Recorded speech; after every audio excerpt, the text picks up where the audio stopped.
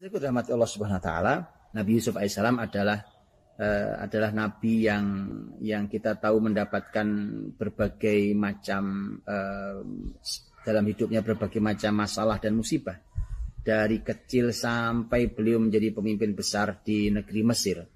Ya, para ahli tafsir berbeda pendapat tentang berapa lama perpisahan antara Yusuf dan ayahnya yaitu Yakub Alaihissalam.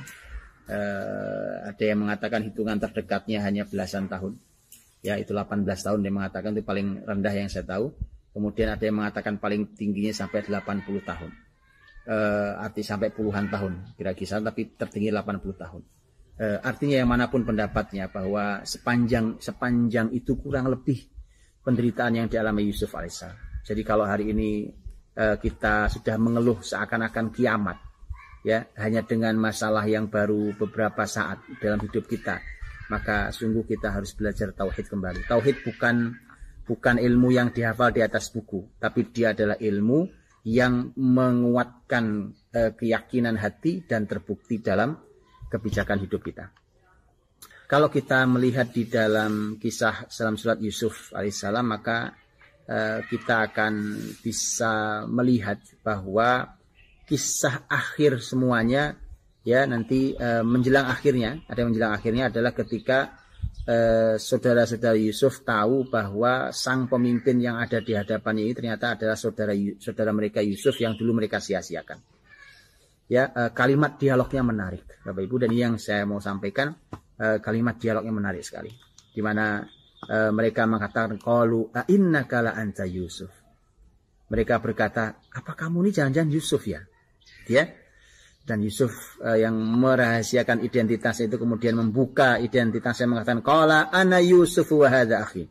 Ini aku Yusuf dan ini saudaraku, ini adalah saudaraku. Kemudian ini kalimat yang mau kita pelajari. Qad manallahu alaina innahu may yattaqi wa yasbir fa innallaha la yudhi'u ajral muhsinin. Kata Yusuf alaihissalam, sungguh Allah subhanahu wa ta'ala telah memberikan anugerah kenikmatan kepada kami. Dan sesungguhnya siapapun yang bertakwa, siapapun yang sabar, sesungguhnya Allah tidak pernah mengabaikan dan menyia-nyiakan pahala dan balasan orang-orang yang ihsan, yang berbuat baik. Saudara rahmati Allah, di dalamnya ada kunci-kunci keberhasilan melampaui ujian. Ya, di dalamnya ada kunci-kunci keberhasilan dan kesuksesan, bahkan berakhir dengan bahagia, happy ending orang bilang, dari semua yang sedang kita hadapi. Kurang bagaimana Yusuf alaihissalam? Nanti kalau Bapak Ibu ketik kata penjara, ini kan penjara, ya kan? Di dalam kisah Yusuf di Quran itu kata penjara dalam kisah Yusuf itu, ya kan, itu berulang berkali-kali, paling enggak 6 kali berulang kata asijen, ya penjara. Dan memang hidup Yusuf itu semuanya penjara, betul-betul penjara itu, subhanallah. Penjara gimana tidak? Beliau bukan hanya penjara ketika di penjara di balik jeruji itu, ya beliau pernah di penjara di sumur, ya kan, masuk dalam sumur dibuang saudaranya, berarti di penjara dalam sumur. Itu kalau dia tidak ada yang Allah kirimkan untuk menolong dia, mati dalam sumur. Anak masih kecil, ya masih anak remaja, kemudian tidak bisa naik ke atas juga, tidak ada makanan, tidak ada minum, mau kuat berapa hari dia bertahan. Ada penjara sumur. Begitu dia diangkat, pindah dari penjara sumur ke penjara perbudakan. Nah, itu lebih menyakitkan lagi juga. Memang hidup, ya, tidak seperti peluang hidup ketika dalam sumur. Memang hidup, tapi apa indahnya kehidupan yang tidak dianggap sebagai manusia. Coba, mau orang sekaya apa indahnya? Bahwa hidupnya dia bebas diperjualbelikan seperti barang. Ya. Pindah begitu dia dibebaskan dari perbudakan, dia pindah dari penjara perbudakan kepada penjara syahwat. Ya, karena godaan syahwat yang menggoda Yusuf bukan hal yang sederhana, dan membuat Yusuf kemudian dalam sebuah kesulitan yang tidak sederhana. Para ulama saking ingin menjaga kesucian Nabi Yusuf, tentu karena beliau Nabi mulia, sampai harus berbeda pendapat tentang tafsir walaqad hammat bihi wa hamma biha. Yang kalau akar letter lux katanya kita akan bunyikan laqad hammat bihi, sungguh wanita itu berkeinginan terhadap Yusuf, wa hamma biha, dan Yusuf juga berkeinginan pada wanita itu. Laula ar-ra'a burhana rabbih, ya kata laula itu disebut sebagai harful imtina, artinya dia tidak terjadi, dia penghalang. Andai saja Yusuf tidak melihat petunjuk Rabb-nya. Artinya bahwa para ulama mengatakan bahwa keinginan yang sebenarnya itu digagalkan oleh petunjuk Rabb-nya. Yes, itu benar, tapi kalau itu yang diambil artinya pendapat ini pun seakan walaupun tidak langsung mengatakan Yusuf juga mulai punya masalah saat itu dengan godaan wanita ini. Karena wahamma biha. Makanya artinya Bapak Ibu rahmati Allah, manusia yang mulia ini kemudian dalam kesulitan dalam temanya penjara syahwat yang disebabkan oleh wanita itu. Keluar dari penjara syahwat, ya, kemudian masuk kemana? Ya, apalagi tadi ditambahkan dengan tentang wanita yang di kota itu. Ya, ini para pembesar yang diundang ke istana. Walaqad waqala niswatun fil Madinah, para wanita di kota itu. Bahkan mereka sepakat. Makanya Yusuf langsung saja berdoa pada Allah. Ya, doanya apa? Qala rabbis sijnu ahabbu ilayya mimma yad'unani ilaihi. Ya Allah, penjara lebih aku sukai daripada aku memenuhi permintaan mereka. Jadi sekarang yang menjerat Yusuf, ya, keluar dari penjara syahwat satu wanita, berpindah ke penjara sekian banyak wanita. Ya, penjara syahwat sekian banyak wanita. Jadi, ya Rob, semua hidupnya penjara Yusuf.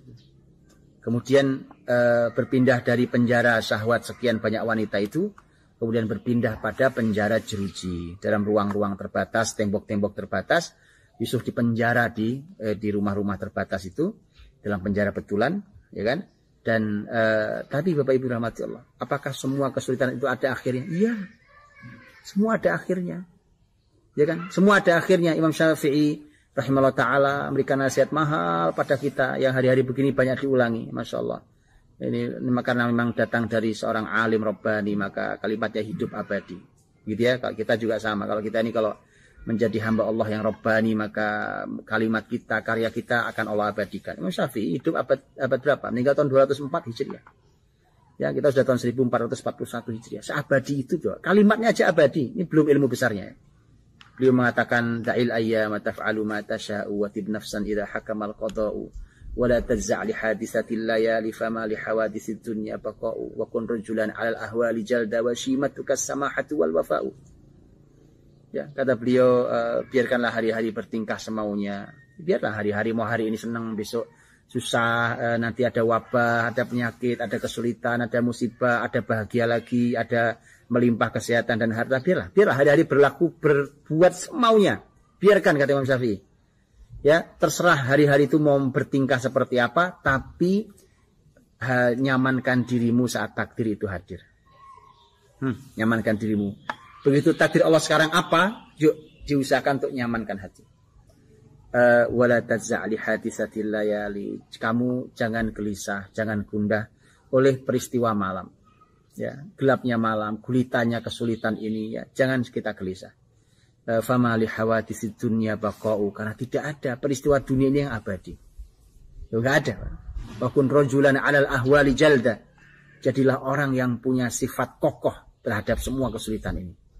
Ya, wasimatukas samahatu wal wafa'u, dan kau punya sifat kelapangan hati, as-samahah wal wafa', sifat al-wafa', yaitu membalas semua kebaikan, membalas semua kebaikan dengan kebaikan, itu al-wafa'. Maka nasihat yang sangat mahal Bapak Ibu dirahmati Allah, bahwa apa yang disampaikan oleh Imam Syafi'i rahimahullah taala ini menjadi pelajaran mahal pada kita, bahwa jangan hanya gundah, ya, karena semua ada akhirnya. Ini semua ada akhirnya. Enggak lama insya Allah berakhir. Enggak lama. Apapun itu, kesulitan, masalah, penyakit, wabah, kesedihan, itu semua akan ada akhirnya. Lihat ya, hanya tadi memang kita perlu melatih kesabaran luar biasa. Nabi Yusuf alaihissalam akhirnya berakhir semuanya. Nabi Yusuf alaihissalam ketika beliau sudah menjadi pemimpin di Mesir, kan tentu sudah keluar dari semua penjara, betul ya? Penjara jeruji, penjara syahwat para wanita, penjara perbudakan, penjara sumur, sudah lolos dari semua itu. Ya, tentunya sudah muncul bahagia, ya, tapi bahagia belum sempurna. Kenapa belum sempurna? Kenapa belum sempurna? Karena Yusuf belum bertemu orang yang dicintainya, yaitu sang ayah yang tercinta, ya, dan saudara yang sangat dia cintai, yaitu Bunyamin. Ya kan, keluarga besarnya, orang kedua orang tuanya. Maka sesederhana mati Allah ini bukti. Ambil pelajaran mahal. Catat baik-baik ini dengan peristiwa ini. Bahwa seluruh harta ini akan terkurangi bahagianya ketika kita tidak bersama orang yang kita cinta. Catat itu baik-baik. Karena itu maka bersyukurlah pada Allah ketika hidup kita penuh cinta. Hidup kita dibersamai oleh orang yang kita cintai. Masya Allah. Ya. Orang yang kita cintai bersama sekeliling kita itu kebahagiaan yang luar biasa. Ya. Maka Yusuf alaihissalam begitu tadi membuka identitasnya baru di hadapan saudara-saudaranya yang pernah berbuat tidak baik pada Yusuf di 10 orang itu jumlahnya. Maka Yusuf alaihissalam kemudian ketika mereka mengenali ta'innaka la anta Yusuf, apakah kamu ini ternyata Yusuf, maka subhanallah ya, yuk kita ukur gini, maksud saya mari kita belajar banyak dari Nabi Yusuf alaihissalam, karena ini dicantumkan dalam Quran supaya kita pelajari dan mudah-mudahan kita bisa kokohkan diri dan bisa kita tularkan kekokohan ini pada yang lain. Kira-kira kalau ada kita disakiti oleh seseorang ya dalam rentang lama yang efek dari dia menyakiti kita bertubi-tubi mendapatkan masalah gara-gara perilaku tidak baik dari orang-orang itu. Siapapun itu, mungkin saudara kita, mungkin kerabat, mungkin orang lain. Kemudian kita ketemu saat kita sedang di posisi tinggi karena pemimpin besar dan saudara-saudaranya datang itu meminta makanan kepada sang pembesar yang itu adalah saudara yang dulu mereka zalimi. Kira-kira kalau kita Yusuf, begitu orang kenali kita saat kita besar dan sukses, apakah Anda adalah orang yang dulu pernah kami zalimi itu? Kira-kira apa ya kalimat kita ya? Ya Allah, supaya kita tahu betapa lapangnya Nabi Yusuf alaihissalam. Maka kenapa Allah cantumkan di dalam surat Yusuf untuk pelajaran buat umat Muhammad SAW. Ya, Masya Allah, lapang hatinya. Itu saya kalau membaca, Bapak Ibu nanti tolong baca kembali ya surat Yusuf ya. Saya itu, makanya kenapa ulama dulu mengatakan siapapun yang gundah, yang sedih, itu kalau membaca surat Yusuf, maka selesai baca surat Yusuf dia bahagia. Betul lah. Coba dibaca. Baca itu dengan pemahaman ya, bukan cuma membaca biasa, baca dengan pemahaman. Karena kalau dipahami ini contohnya, baru satu ayat kita mau bahas ini. Ya, satu ayat ini kita bahas. Saya sampai tidak tahu ya Allah, terbuat dari apa hatinya Yusuf itu. Gitu ya. Yusuf tuh, saya punya hati juga, gitu ya. Ya Alhamdulillah saya juga orang beriman, Bapak Ibu juga orang beriman, gitu. Tapi kalau ngeliat kisah Yusuf itu, ya Allah, terbuat dari apa hatinya Yusuf ini? Disakiti kurang apa, segala macam. Tidak mengorek sama sekali. Tidak membuka masa lalu. Ya, yang ada, hari ini ya hari ini, yuk kita nikmati bersama, saudara-saudaraku. Nggak usah bicara terus, sudah kau zalimi. Kalau kau minta maaf, sudah ampuni. Sudah maafkan. Jadi apa ya terbuat itu? Makanya wajar kalau Nabi kita, Nabi Muhammad SAW itu, beliau itu ketika masuk ke Mekah di Fathu Makkah 8 Hijriah bulan Ramadan seperti ini, bayangkan tahun tanggal 20 atau 21 Ramadan tahun 8 Hijriah. Nabi SAW dalam posisi tinggi, dalam posisi membawa pasukan 10.000 yang tidak bisa dilawan oleh orang Quraisy. Quraisy nyerah. Kemudian semua pembesar-pembesar dengan gemetar di depan Ka'bah yang dikumpulkan oleh Nabi, mereka gemetar. Kemudian ini sudah terbayang dulu betapa jahatnya kami sama Muhammad Sallallahu Alaihi Wasallam. Ya, kurang apa dulu mereka jahat itu. Kemudian Nabi Muhammad bertanya pada mereka yang sudah gemetar itu, para pembesar Quraisy. Kata Nabi Sallallahu Alaihi Wasallam, "Mata zunnun anni fa'ilun bikum." Menurut kalian mau saya apakan? Tambah gemeter itu. Ya Rabb. Ya kan? Mereka mengatakan, mereka memelas, mengiba dengan mengatakan akhun karim, ibnu akhin karim. Anda kan saudara kami yang baik, yang mulia. Anda kan anaknya saudara kami yang mulia. Ya. Dan Nabi SAW mengatakan hari ini, saya ingin berkata seperti Yusuf berkata pada saudara-saudaranya, la tasriba alaikumul yaum yaghfirullahu lakum wa huwa arhamur rahimun wa huwa arhamur rahimin intaliqu fa antum mutlaqa.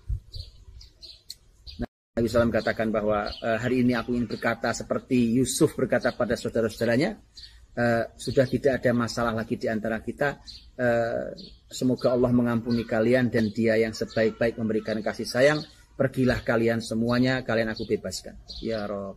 Nabi Muhammad untuk belajar kesabaran memaafkan, ya harus belajar pada Nabi Yusuf alaihissalam. Ya, itu yang disebut dengan oleh para ahli ilmu, disebut ini adalah pemaafan yang paling tinggi derajatnya, karena ini adalah al-afu indal maqdirah. yaitu mampu memaafkan saat mampu membalas. Ya, kalau kita memaafkan dalam keadaan memang kita nggak bisa membalas, mungkin kita bilang ya wajar, nggak bisa ngapa-ngapain. Tapi itu juga mulia, maafkan. Tapi yang mulia banget, yang mulia luar biasa adalah ketika kita mampu memaafkan, padahal kita hari ini mampu membalas kezaliman itu. Masya Allah, tabarakallah. Dan Nabi Yusuf, kembali pada Nabi Yusuf, bagaimana kemuliaan beliau. Dan Nabi Yusuf alaihissalam, beliau ketika dalam keadaan menyampaikan bahwa aku adalah Yusuf, kemudian beliau mengatakan, lihat Bapak Ibu dirahmati Allah, saya berbahagia. Kalimat pertama yang dikeluarkan oleh orang beriman, kalau sudah berpindah dari sempit pada lapang, dari sulit kepada nyaman, harusnya kalimat Yusuf ini yang keluar. Kalimatnya adalah qad manallahu alaina. Ini sungguh semuanya adalah merupakan anugerah dari Allah Subhanahu wa taala. Ya, ini anugerah dari Allah. Kenikmatan ini semua anugerah dari Allah. Yusuf ingin berikan pelajaran pada semua. Ya, ini semua yang saya raih ini bukan karena saya, bukan saya. Ya. Hancurnya Qarun karena dia berkata bahwa innama utituhu ala ilmin indi. Semua kekayaan ini sebabnya karena ilmu saya, ya, saya, karena saya. Ya. Maka hindari kata saya saat sukses. Wallahi, ya Allah. Katakan seperti Yusuf berkata, qad manallahu alaina, bahwa ini semua anugerah dari Allah Subhanahu wa taala. Ya. Kemudian Yusuf memberikan kata kunci suksesnya. Kata kunci suksesnya adalah innahu mayyattaqi wa yasbir fa innallaha la yudhi'u ajral muhsinin. Sesungguhnya, ya, kata Nabi Yusuf, sesungguhnya siapa yang bertakwa dan siapa yang sabar. Sesungguhnya Allah tidak pernah menyia-nyiakan pahala orang-orang yang berbuat ihsan, orang-orang yang terus berbuat kebaikan. Ya, ada 3 kata kunci yang kita jadikan sebagai penutup kajian kita, dan mudah-mudahan dengan 3 ini kita bisa menjadikan diri kita sebagai orang yang sukses dan orang yang bahagia keluar dari semua masalah ini dalam keadaan senyum dan merasakan kelembutan dan anugerah Allah Subhanahu wa taala. Pertama adalah takwa. Dalam keadaan apapun, ya, sesulit apapun, tetaplah jadi orang yang bertakwa. Kita tahu takwa itu menjalankan perintah Allah, menjauhi larangan Allah. Artinya jangan jadi orang yang senang dosa. Ayo kita ulurkan tangan kita. Kita ambil tangan saudara kita dengan cara yang lembut. Sini saudaraku, ya kan? Ditarik ya Rob, itu lembut hati kita, Masya Allah. Ambil tangan saudara itu. Yuk bangun. Saya bisa bantu ini, saya bantu ini. Saya bisa berikan ini, saya berikan ini. Ya kan? Jangan hidup sendiri, itu satu. Maka sungguh sangat amat celaka mereka yang justru menghisap masyarakatnya, menghisap harta masyarakat yang di saat sulit seperti ini. Wallahi, itu orang, ya. Maka ini justru saatnya kita memberikan pertolongan, buat ihsan pada orang lain, dan berbuat ihsan pada orang lain. Umpamanya kita memberikan sedekah pada mereka. Mudah-mudahan nanti kita bisa berkata seperti Yusuf berkata, qad manallahu alaina, sungguh ini semua anugerah dari Allah Subhanahu wa taala.